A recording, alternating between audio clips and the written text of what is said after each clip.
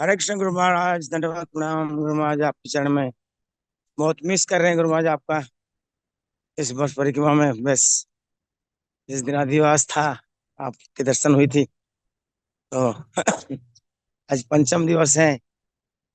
लेकिन इतना तो फील करते हैं गुरु महाराज कि आपकी कृपा, इसको तो अवश्य फील करते हैं। आप परिक्रमा प्रारंभ नहीं करते तो कहाँ परिक्रमा होता है। तो आपके चरण में कोटि कोटि दंडवत। पहले सबसे पहले प्रभुपाद जी ने आपको पद यात्रा का दायित्व दिया। आपने संपूर्ण भारतीय पद यात्रा, संपूर्ण विश्व की पद यात्रा किया, लेकिन साथ साथ में ब्रज यात्रा का किया।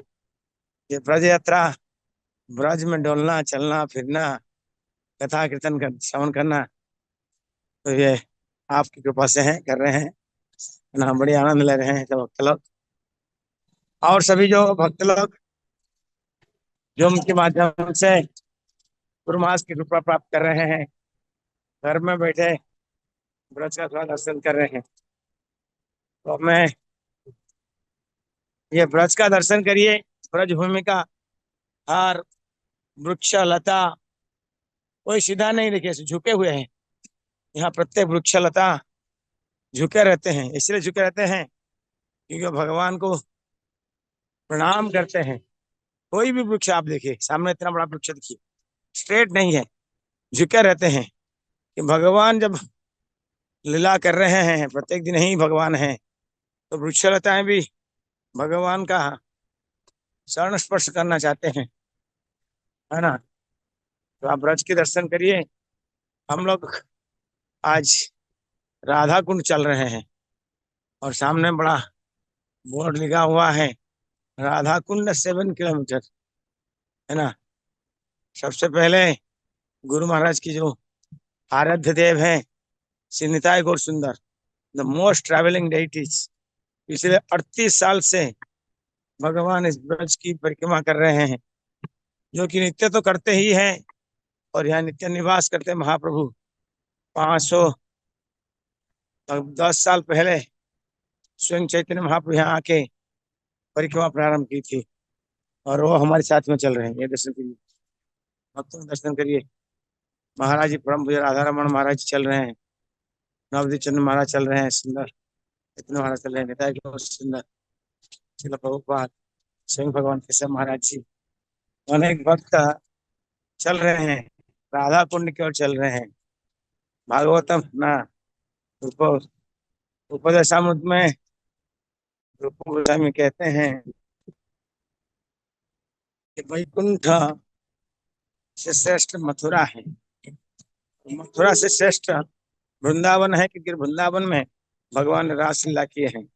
और उससे श्रेष्ठ कहा गया गोवर्धन, क्योंकि गोवर्धन को भगवान ने अपने हाथ में धारण किए 7 दिन 7 रात। लेकिन उससे और रुकते नहीं रूप गोस्वामी पाद। रूप गोस्वामी कहते हैं उससे जो श्रेष्ठ है वो राधा कुंड है। Radha Kund is the top most holy place. It's not just holy, top most transcendental place in the whole creation. उससे आगे कुछ भी नहीं है ना।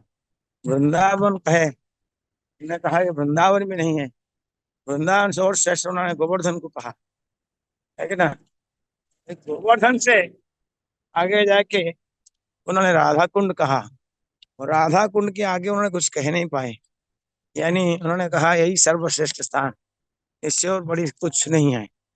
तो राधा कुंड सबसे महत्वपूर्ण स्थान है, जहाँ आज परिक्रमा मधुबन, तालबन, कुमुदवन, काल बहुला वन होते हुए आज हम राधा कुंड की ओर चल रहे हैं। हमारी चाल आप सब जानते हैं।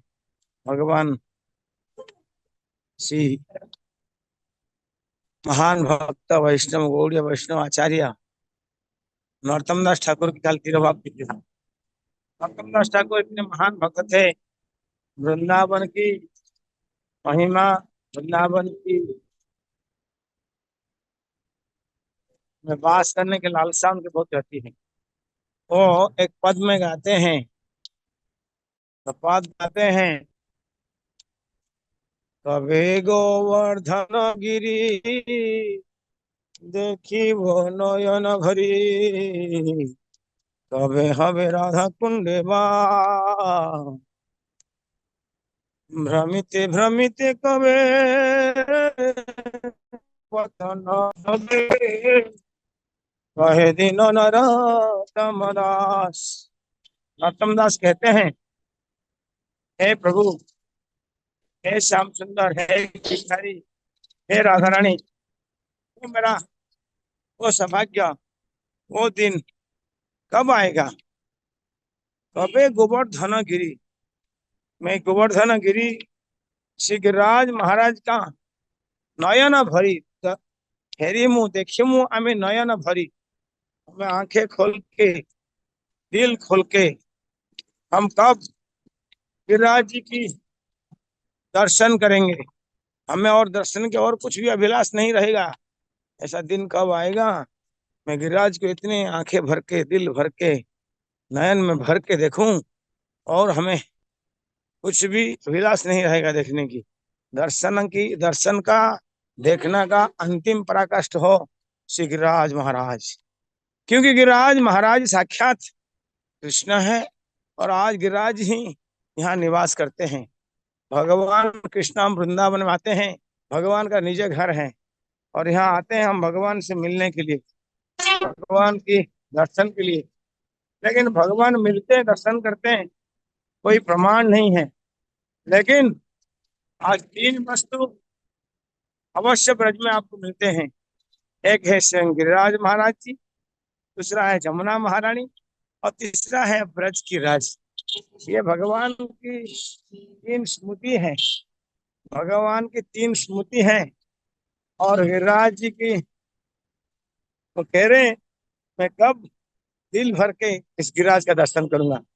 और क्या कह रहे हैं, हवे हवे राधा कुंडे वास, और कब ऐसे दिन आएगा मैं जो सर्वश्रेष्ठ स्थान है राधा कुंड में मैं वास करूं? कब वो दिन आएगा मैं राधा कुंड में वास कर सकूंगा? विरह में कह रहे हैं, और कह रहे हैं कि अब मैं राधा कुंड में वास नहीं करूंगा।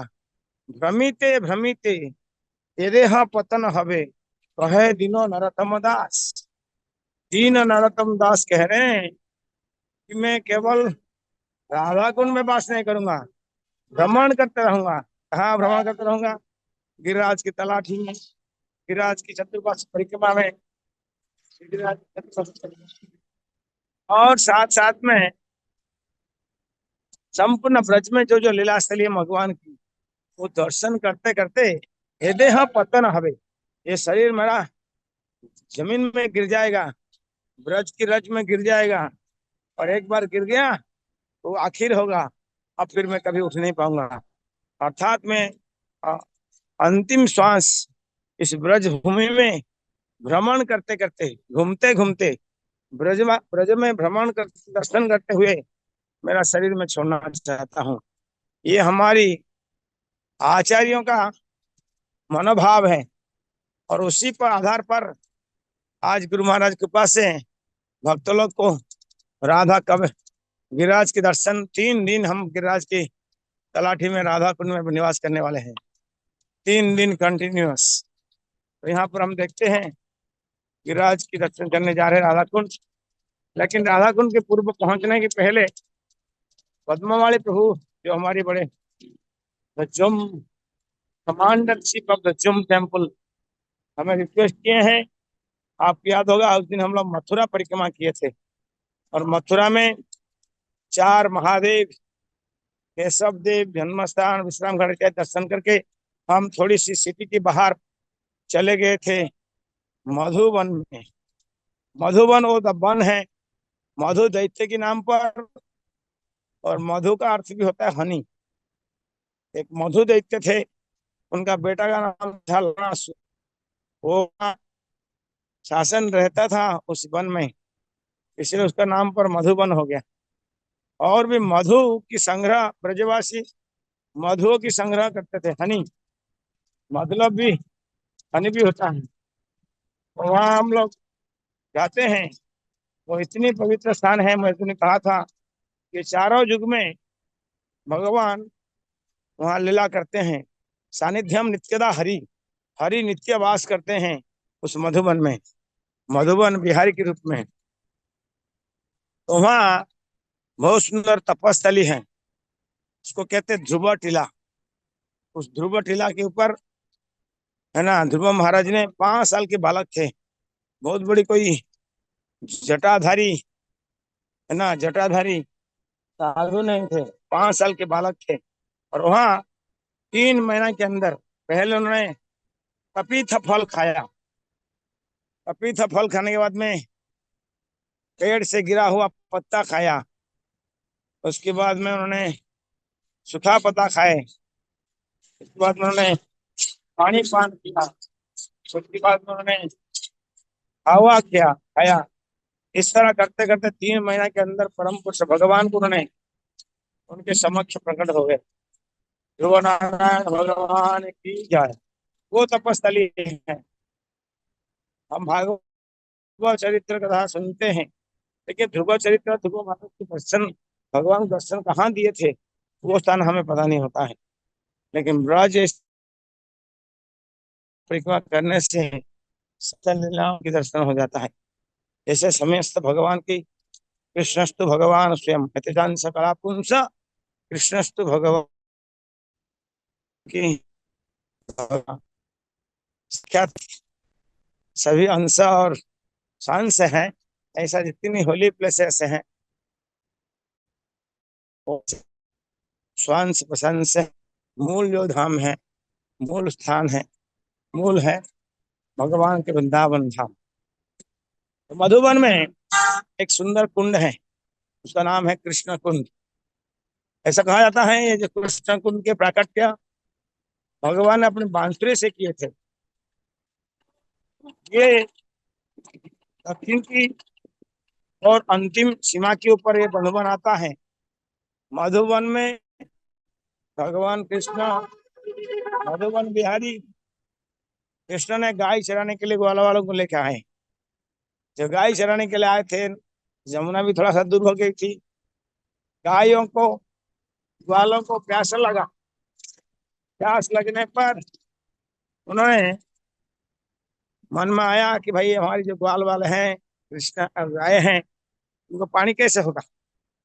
उन्होंने बुद्धि लगाया, अपनी बांसुरी को हाथ में रखा, बांसुरी में जमीन में खोदाई कर दी।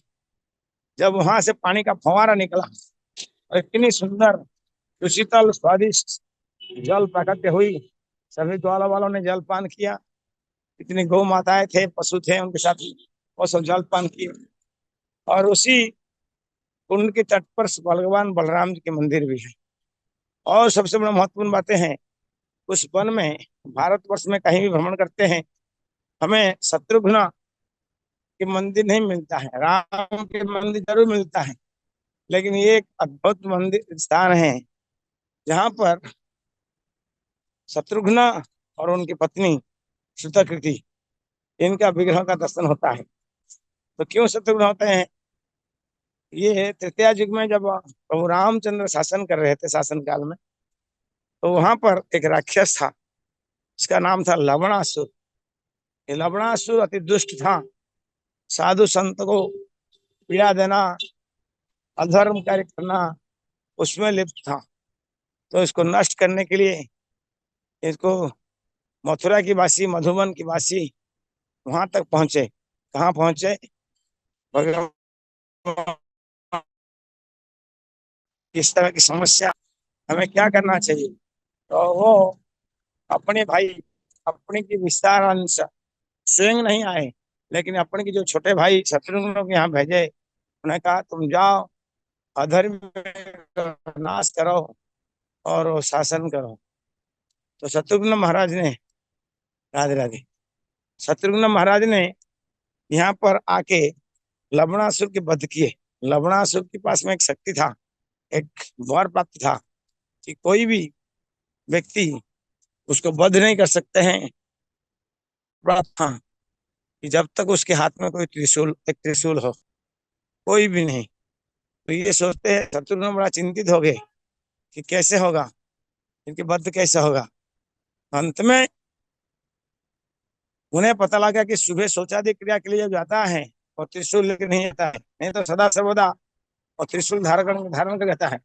तो शत्रुघ्न ने एक बार सुबह सुबह सुबह ब्रह्म मुहूर्त में के बाद में उन्होंने देखा कि ये राक्षस जो है शौचादि क्रिया गया है करके आ रहा है स्नान करके। तो भगवान ने तुरंत उसके वध कर दिया और ये मधुबन को उन्होंने मधुपुरी में चेंज कर दिया।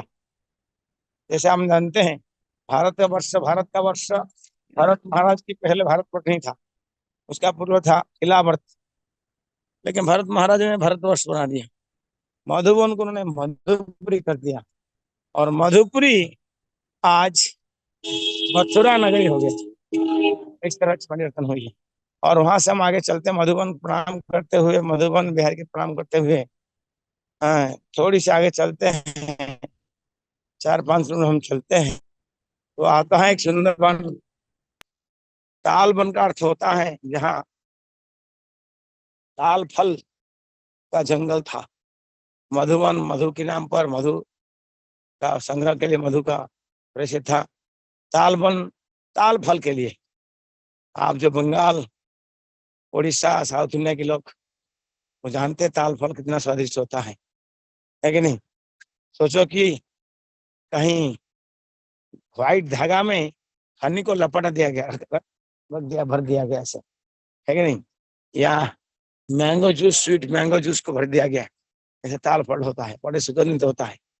एक बार ग्वाला वालों ने गाय चरा रहे थे, कहीं साउथ से नॉर्थ की ओर हवा चल रहा था।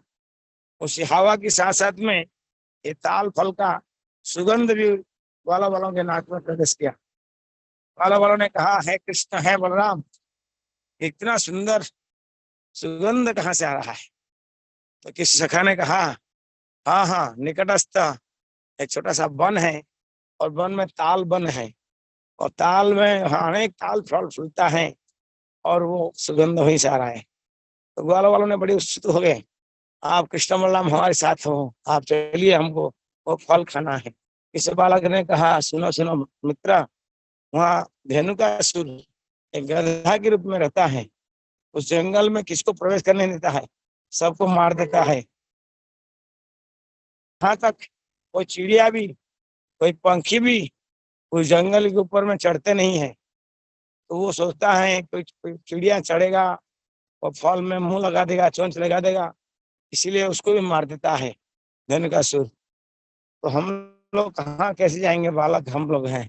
लेकिन भगवान की लीला ऐसे है, ग्वाल वालों की इच्छा पूरा करने के लिए भगवान स्वयं वहां से निकले और गए और वन में प्रवेश करते ही बलराम जी ने पहले ताल गछ, बलराम जो बलशाली है, ताल पेड़ को हिलाया तो ऊपर में पला नारियल गछ ऐसा होता है ये, और हिलाते ही अनेक धूमधाम करके अनेक नारियल ना ताल फल पड़ गया, गिर गया। और गिरते ही शब्द आवाज होने लगा तो राक्षस को पता लग गया कोई हमारी वन में प्रवेश किया है। तो उन्होंने तुरंत आक्रमण करने के लिए आया। और आक्रमण आप जानते हैं गधा आक्रमण कैसे करते हैं। गधा जो है भगवान को, बलराम को पहले पीछे से आके लात मारा, महाराज जी को, राम जी को, गधा को, गधा ने लात मार दिया तो बलराम जाके थोड़ा दूर में पड़े। उनको पता नहीं था कि वो गधा पीछे से लात मारते ही बैल और अन्य पशु सिंह के द्वारा आक्रमण करते हैं। जो गधे होते हैं तो पीछे की घेर से आक्रमण करते हैं। उसने आया मारा तो बलराम गिर गए और सब ग्वाल वाले दुखी हो गए। फिर वो खड़ा हो गए। सेकेंड टाइम जब आए और भगवान बलराम जी ने उसकी पीछे की जो पैर लात मारने के तैयार था, पीछे कर दिया, उस पैर को पकड़े और ऐसा घुमाया घुमाया घुमाया, ऐसा घुमाते ही उसकी प्राण वायु निकल गया और भगवान ने घुमा के नीचे जमीन किए। बलराम बलवान है, संपूर्ण ब्रह्मांड को अपनी हुड में वो धारण किए हैं। और सोचो आनंद शेष के रूप में है कि सब ब्रह्मांड को उन्होंने अपना सिर में धारण करते हैं। कि साधारण एक गधा का क्या है, उन्होंने ऐसा उसको फेंका वो ऊपर पेल जो ताल वृक्ष था, वो उस वृक्ष के ऊपर जाके पड़ा, और ऊपर पड़ा तो वो गिर गया। वो गिरते उसका वजन से दूसरा पेड़, ऐसे पूरा 1000 पेड़ जो है सब धराशायी से हो गया। और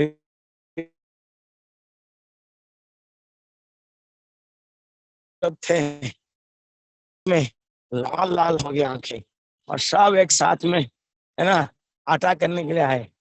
जब आटा के लिए आए हैं तो भगवान ने बलराम कृष्ण ग्वाला वाला सब लोग ने एक एक को पकड़े और सबको बंद कर दी। और कुछ थे उनका वन छोड़ के भाग गए। तो इस तरह की ताल वन बिहारी भगवान, वहाँ बलराम जी है, कृष्ण जी है, और रेवती माता का मंदिर है, और निकटस्थ वहाँ कुंड है। भगवान के नाम पर, बलराम के नाम पर उस कुंड का नाम हुआ संकर्षण कुंड। वहाँ स्नान आचमन करते हुए हम आगे बढ़ते हैं। थोड़ी सी आगे हम चलते हैं, अगर 4-5 किलोमीटर एक सुंदर वन आता है, जिसका नाम है कुमुद वन। समय है ज्यादा नहीं है, मैं आपको कह दूं कि ये जो बलराम जी को भगवान कृष्ण ने ब्रज में सभी स्थल जमन को उद्धार किए, बलराम को क्यों उद्धार किए, यहाँ बलराम क्यों मारे? कारण भगवान ने वरदान दिया था प्रहलाद महाराज को, ये प्रहलाद तुम्हारे वंश में मैंने हिरण्यकशिपु को वध किया, और आगे चल के मैं किसी को भी वध नहीं करूंगा। इसलिए हाँ बलराम ने वध किया, क्योंकि ये जो गधा के रूप में जो आए थे वो भगवान विरोचन की पुत्र साहसिक था। साहसिक जो है प्रहलाद महाराज की नातू पोता कुछ था। तो वो गंधमार्दन पर्वत में जहाँ विवाह संबंध तपस्या कर रहे थे, तो राजकुमारी को लेके, राजरानी को लेके मस्ती करने के फिक्र के लिए गया था, और बहुत धूमधाम से हल्ला मचा रहा था, और हल्ला मचा रहा था इसीलिए इन्होंने, ओह, दुर्वासा मुनि ने उनको अभिशाप दे दिया, इतना हल्ला मचा रहा है तो गधा बन गया। और वो राजा ने साहसी, मैंने कितना बड़े गलती कर दिया, आपकी तपस्या में आधा डाला, और अंत में आप मुझे अभिशाप प्राप्त करना पड़ा। तो उन्होंने कहा कि जैसे मैं मुक्ति करो, बोला ठीक है, लेकिन आपकी मुक्ति इसमें होगा, द्वापर युग में कृष्ण भगवान बलराम जी आएंगे, आपको ही उद्धार करेंगे। तो जो साहसी राक्षस था, साहसी जो राक्षस था वो साहसिक बन गया था यहाँ गधा, और भगवान ने उसको उद्धार किए, और पुनः उद्धार होकर चले गए। आगे चलते हैं वहां से कुमुद वन। कुमुद वन जो है, कुमुद का अर्थ होता है, प्रत्येक वन का नाम एक रहस्य होता है। कुमुद का अर्थ होता है लिली, लोटस। तो इसी कुमुद वन में अनेक पुष्करणी थी, और पुष्करणी में लोटस फ्लावर कई प्रकार की, पिंक, व्हाइट, है ना, येलो, कई जो हम लोग भी देखते भी नहीं है, रंग बिरंग फूल उगता था। और गोपियों ने पुष्प थे, जल चढ़ा करते थे, फूल लेके भगवान से मिलने के लिए। इसलिए भगवान को नाम कहा गया पद्म मालिनी। प्रार्थना करते हैं, नमो पंकजना, नमो पंकजनाभाय, नमो पंकज मालिनी, नमो पंकज पंकजांग्रे, पंकज मालिनी। पद्म फूल की माला उनकी गला में सदा सदा रहता है, इसलिए वो पंकज मालिनी। कुंती महाराज ने प्रार्थना किया, पंकज मालिनी, पद्म की माला, है ना।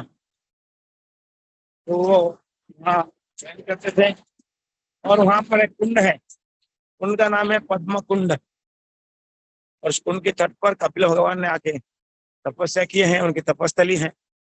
ये अभिन्न गंगा सागर है, ये मैं खाना ब्रज में सब कुछ है, तो अभिन्न गंगा सागर है। वहां स्नान करने से समस्त वैदिक ज्ञान अपने हृदय में प्रकट हो जाता है। तो इसीलिए ये जो,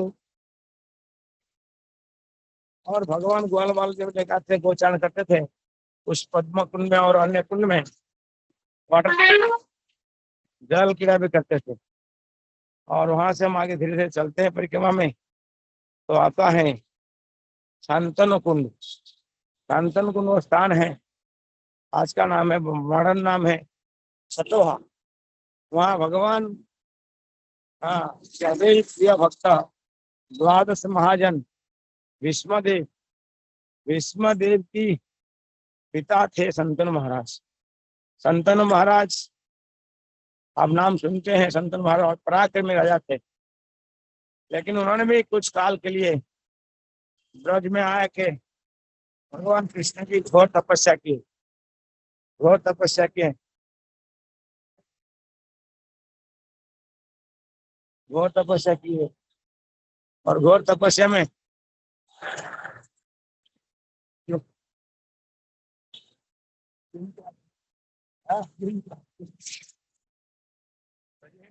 दर्शन करिए। भगवान आप तो हमारी परिक्रमा का मैनेजमेंट टीम से हैं, सेवा करते हैं, तो इधर दर्शन कीजिए, इधर करें। तो 2 मिनट रुको। तो तो गंगा, अभिन्न गंगा सागर है वो संतन कुंड, संतनु बिहारी, बड़ा टेकड़ी टीला के ऊपर में सुंदर दर्शन है। संतनु बिहारी भगवान की राधा संतनु बिहारी वहां वास करते हैं। और शांतनु महाराज ने घोर तपस्या करी, पूजा करी, जिसकी परिणाम के कारण भगवान शांतनु महाराज का एक पुत्र मिला, जिसका नाम है भीष्मदेव, है ना, भीष्मदेव। महाराज का दर्शन करिए सब लोग। हरे कृष्ण। महाराज जी हमारे साथ चल रहे हैं, हमारे परम सौभाग्य है। महाराज जी ना परिक्रमा कर रहे हैं हमारे साथ सीधे 8 दिन से। थैंक यू महाराज।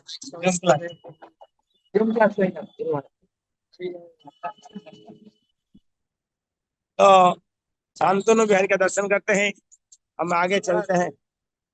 शांतनु बिहारी दर्शन करके हम आगे चलते हैं, तो आता है गणेशरा, जहाँ गंधर्व कुंड कहा गया है।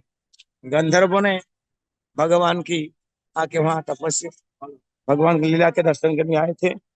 और वहां से हम आगे चलते हैं तो बड़ा सुंदर एक वन आप प्रवेश करते हैं। वो वन का नाम है बहुला वन।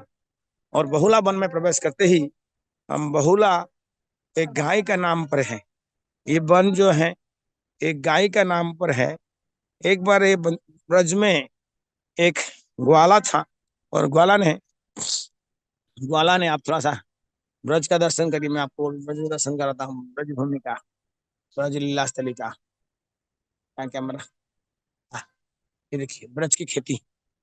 तो वो बहुला वन में आए, और बहुला तो एक सुंदर गाय थी, और उसके छोटा छोटा बच्चा था। और ग्वाला उसको तो गाय चराने के लिए गए। ग्वाला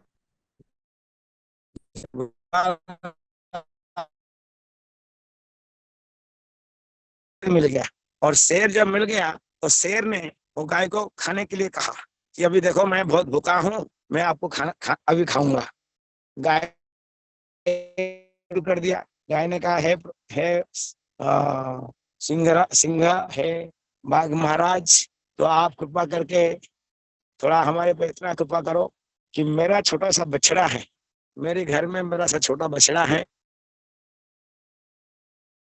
गोला है, वो बड़ा दुखी होगा।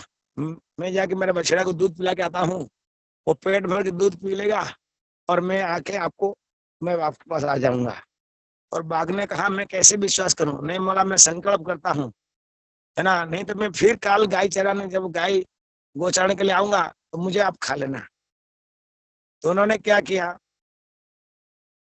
वापस गए, वापस जाके खेतों में, जंगल में, जहाँ हाथी घर गई हाथी, सॉरी, वो गाय जो है घर गई। घर जाने के बाद में अपने बछड़े को बहुत दूध पिलाया, दूध पिया, बहुत लाड़ प्यार किया, बहुत चाटते रहा, है ना। बछड़े को गाय ऐसे कितना प्रेम करते हैं, प्रेम करते करते अंत में उन्होंने देखा उनके माँ के आंखों में, माँ आप क्यों रो रहे हो। उन्होंने कहा कि बेटा आज ये तेरा आखिरी दर्शन है, आगे चल के हम दूध पान नहीं कर पाएंगे तेरे को, तो पेट भर के दूध पी ले कि अभी मैं अभी जा रहा हूँ, मुझे वो मैंने वचन लेके आया हूँ, सत्य संकल्प हूँ, मैं ब्रज में कृष्ण भूमि में हूँ, मैं आपको वो शेर मुझे खा लेगा, तुम जा, हाँ सुना, खा लो, मैं मुझे खा लेगा, तो अब कभी फिर आपको दूध नहीं मिलेगा, आप पेट भर के दूध पी लो। तो ये दोनों माँ बेटा बड़े क्रंदन कर रहे थे, वार्तालाप कर रहे थे, बछड़ा और गाय। और इस बीच में ये बातें सुनाई दिया ग्वाला को, और ग्वाला ने देखा कि बछड़ा भी, भाई ये क्यों रो रहे दोनों। तो वो आके वार्तालाप सुना, तो ग्वाला ने कहा नहीं नहीं, ऐसे नहीं हो सकता है। बछड़ा कह रही थी माँ तो, और तुम बच्चे हो, तुम रहो, मैं जाता हूँ, मैं जाता हूँ, मुझे गाय को शेर को जो है, सिंह जो शेर है, बाघ है, मुझे खाने दो। माँ कह रही थी ना ना, मैं जाने दो। इस तरह की वो प्रत्येक दोनों के अंदर एक द्वंद्व झगड़ा चल रहा था, कौन खाएगा कौन,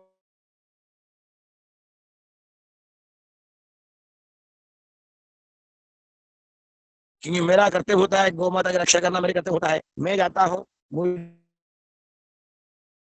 आप दोनों घर में रहो, मेरा कर्तव्य होता है कि आपको पालन करना, रक्षा करना, गौ माता का रक्षा करना मेरा कर्तव्य होता है, मैं कदापि हाँ आपको जाने नहीं दूंगा।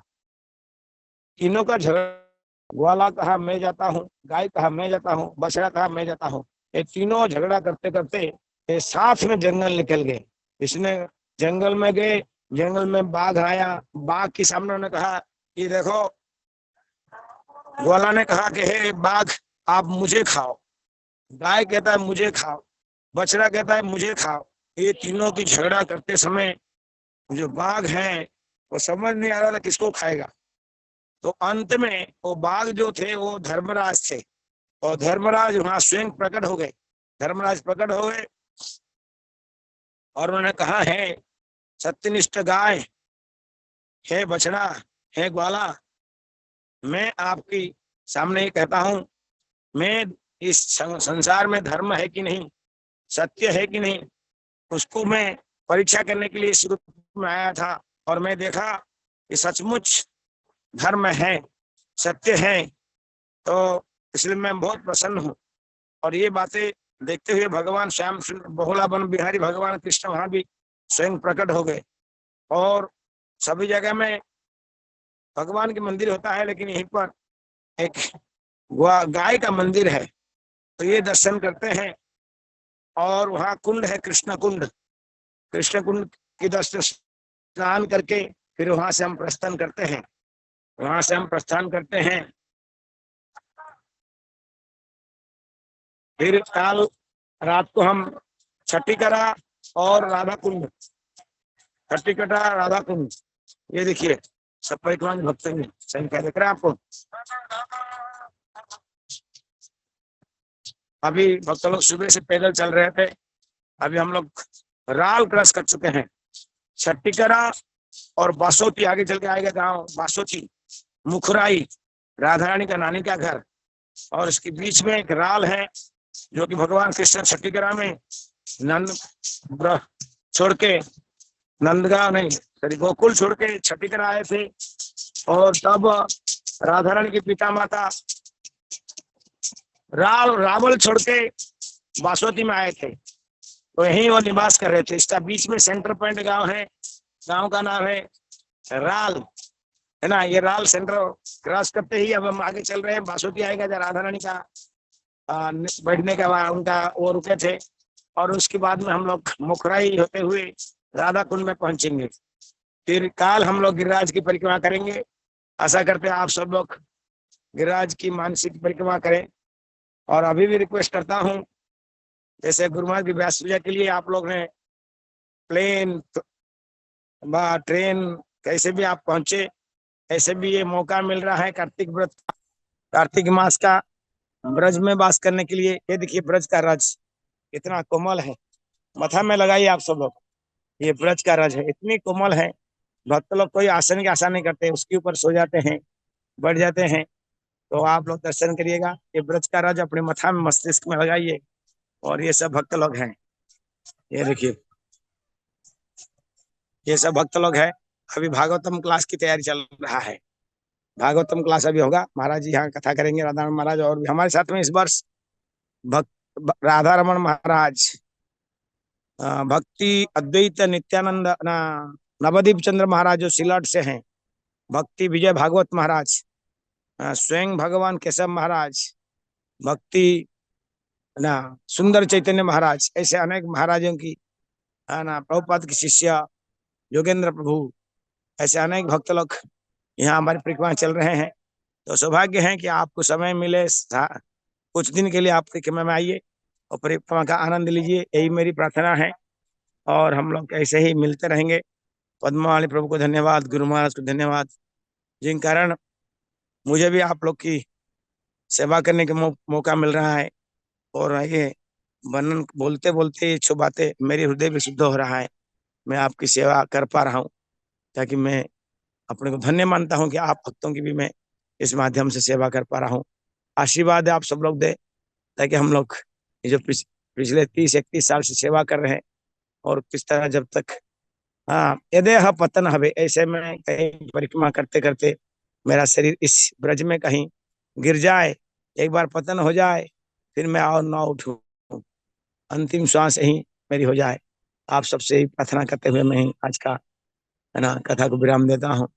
हरे कृष्णा। बोलो जय जय श्री राधे।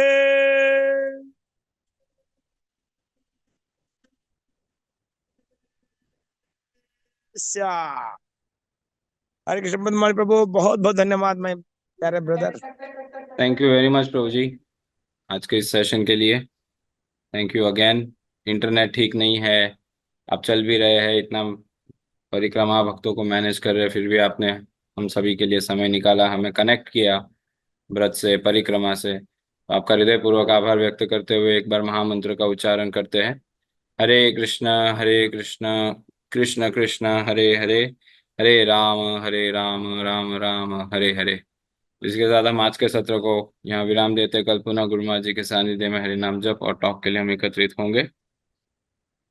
और एक छोटा अनाउंसमेंट भी, कल हमारे गुरु भाई संकीर्तन प्रवर्तक प्रभु का जन्म दिवस भी था, और वे चाहते थे कि जूम पे अनाउंस और सभी भक्त उनके लिए प्रार्थना भी करें। तो पुनः हम महामंत्र का उच्चारण करके उन्हें उनके जन्म दिवस की हार्दिक शुभकामनाएं देते हैं।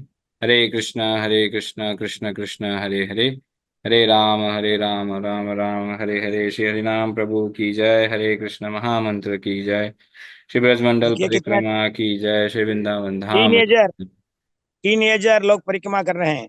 जय। माधुरी लीला और कल्याणी माधवी हरि बोल। और मायापुर। माधुरी लीला जो है इष्ट देव प्रभु की सुपुत्री है, द एल्डेस्ट डॉटर ऑफ इष्ट देव प्रभु, उनकी फ्रेंड के साथ परिक्रमा कर रही है। थैंक यू प्रभु जी, thank you again. Hari Om, Hari Om, Hari Om. वाञ्छाकल्पतरुभ्यश्च कृपा सिन्धुभ्यैव पतितानां पावनेभ्यो वैष्णवेभ्यो नमो नमः। अनंत कोटि वैष्णववृंद की जय।